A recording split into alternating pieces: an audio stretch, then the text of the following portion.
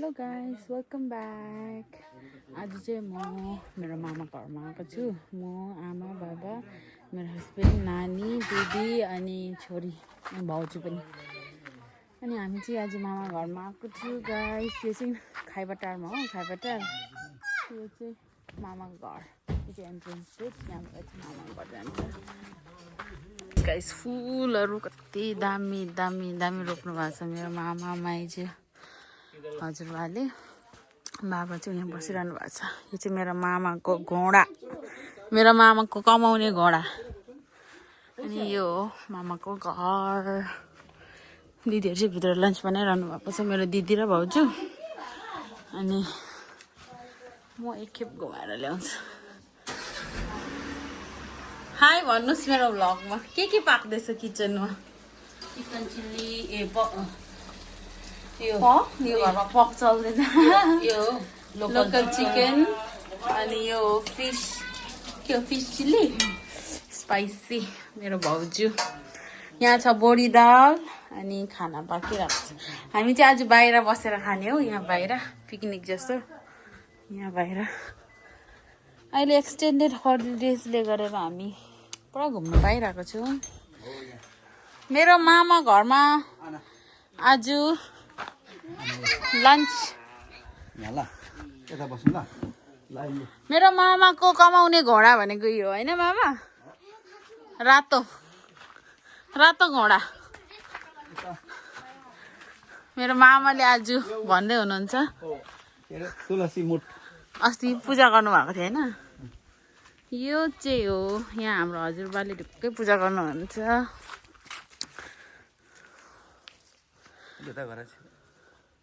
हाम्रो चिकनहरू त त्यहाँ गएर बसेको छ त मामा। अनि यो चाहिँ मेरो हजुरबाको मन्दिर, हजुरबाको भन्दा पनि बेसिकली मामा घरको मन्दिर। अनि यहाँ चाहिँ मेरो हजुरबाले पूजा गर्नुहुन्छ। स्टोर पनि हो यो गाइस, चप्पल खोलेर आउनुपर्छ।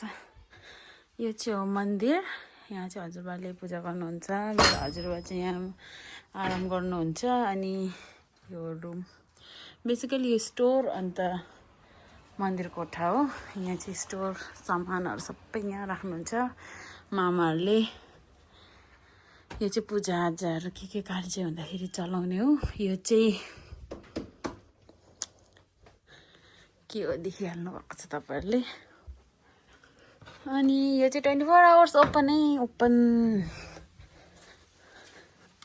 अनि यो गाउँको नाम चाहिँ खाइबटार गाउँ भन्छ, मेरो मामा घर।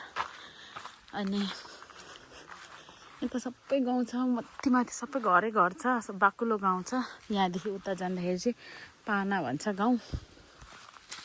सो यो हो जेनरल भ्यू अफ माई मामा घर गाइस। यो चाहिँ मेरो मामा घरको कुखुरा खोर हो कि। अनि आज माइजूले हामीलाई एउटा लोकल कुखुरा पकाउनु भएको छ। अनि अरू चाहिँ एउटा चाहिँ प्याकिङ गरेर पठाउनु हुने अरे।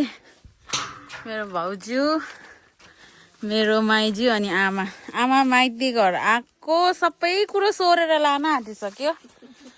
कुखुरा अनि यो अदुवा बेडालु। भाउजूले चाहिँ पुरा प्लास्टिक बुहारी र आमा। तपाईँलाई माइजूले के पर्छ? तपाईँलाई माइजूले आमाजू दिदी र बुहारी चाहिँ एकदम यहाँनिर सामानहरू सोरेको छ। यो चाहिँ बी भन्छ, तितेबी। यहाँ पुरा फलेको रहेछ यता।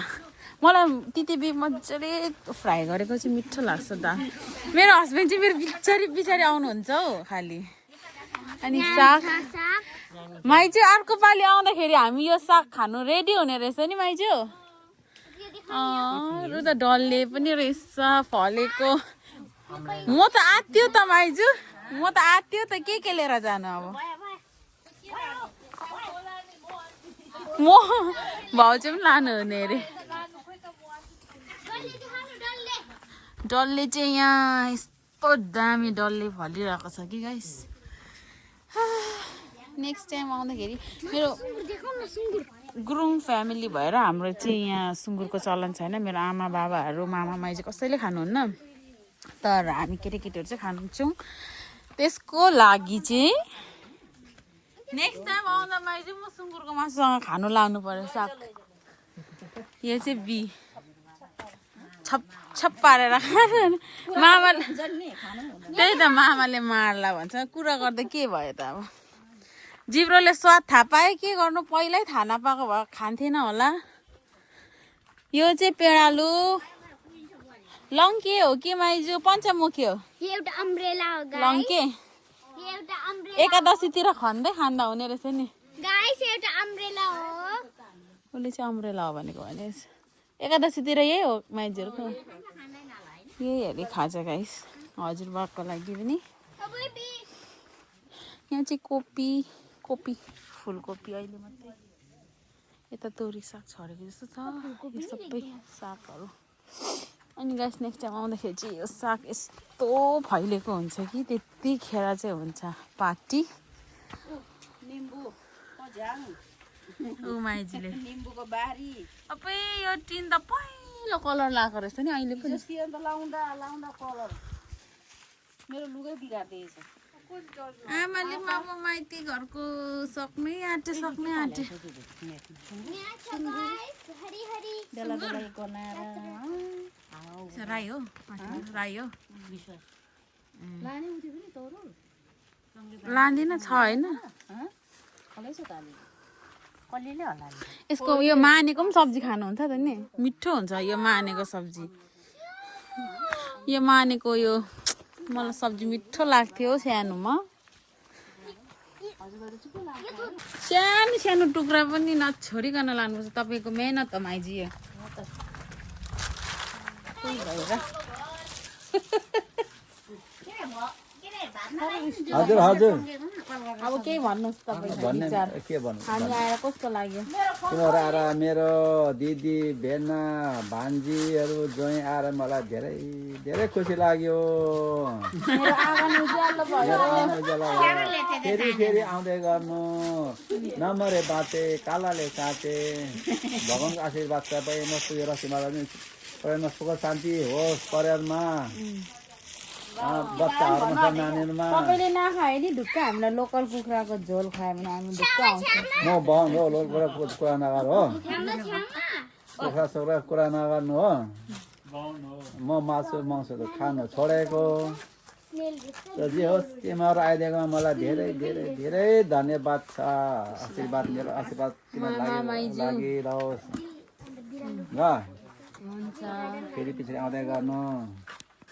फाइनली लन्च फिस चाहिँ अघि नै चखना खायो उनीहरूले छाङसँग, तर त्यो चाहिँ देखाएन, अफेन्सिभ हुन्छ नि।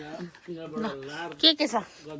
दिस इज चिकन, उयो लोकल चिकन डल्ले बोडी दाल अन्त भात घिउमा जानेको होइन, जानेको चिकन चिल्ली अघि खायो। होइन फिस चिल्ली। अनि मैले चाहिँ अघि नै फर्स्टमै खाएको थिएँ, नानी हेर्नुपर्छ भनेर। हाम्रो घरको सदस्य यिनीहरू पनि माउ नानी को छोरी सबै इटिङ, मेरो छोरी चाहिँ खेलिङ। मल ल्याउनु गएको, मल माइजीको साग बढाउने मल।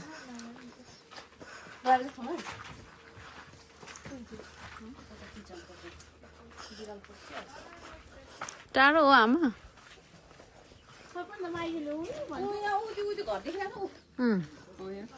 उयो डिस्टिभी भएको घर भएको फर्काउने मल ल्याएर मल ल्याएर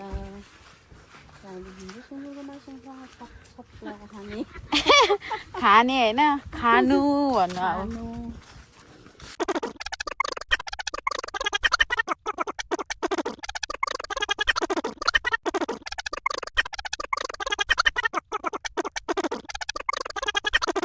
बल्ल बल्ल गाईको गोठमा आइपुग्यो। आमा कुरो टाँसिन्छ भनेर लङ्कटाको यहाँ छ गोठ। यहाँबाट चाहिँ लानु जर्सी हो यिनीहरू सबै। Này chứ.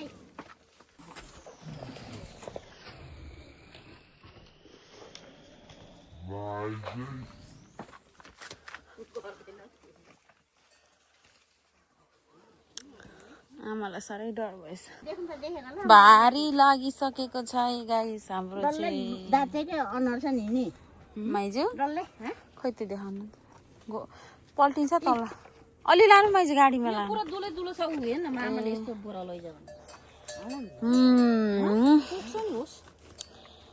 यो चाहिँ फुल रोप्ने हो माइजूले चाहिँ सागमा लगाएर साग सपार्ने अरे सलल बनाउने उसको चाहिँ हस्बेन्डलाई बोलाएको यहाँ ल्याउन आउनु भनेर किनकि मलको पैसा साह्रै हेभी भयो अनि बाटो चाहिँ उता तल छ बाटो त्यहाँबाट यता माथि आउनुहुन्छ त्यहाँदेखि चाहिँ हामी लिएर जाने हो हस्बेन्डलाई बाटो थाहा छैन त्यही भएर म यहाँ बसेर पर्खिबस्ने दुईवटा बोजू खै कर्नी कर्नी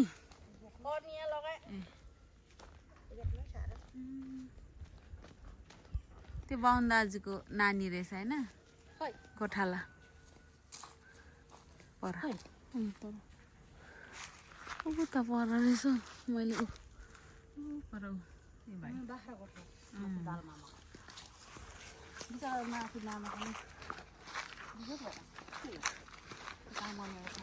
बेबी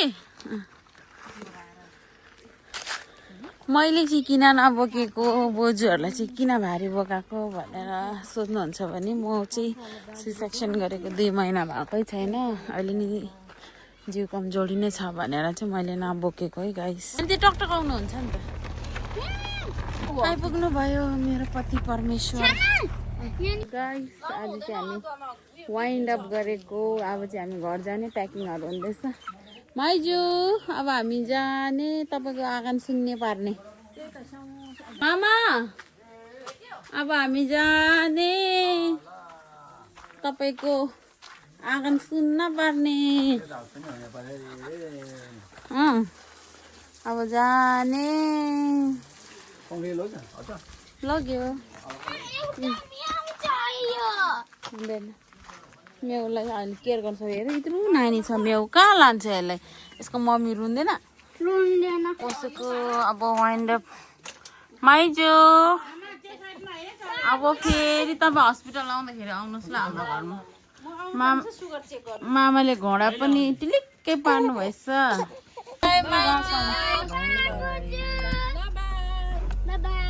आइदिएकोमा धेरै धेरै धन्यवाद आइदिएकोमा धेरै धेरै धन्यवाद मामा मामा बाई बाई मामा उता मामा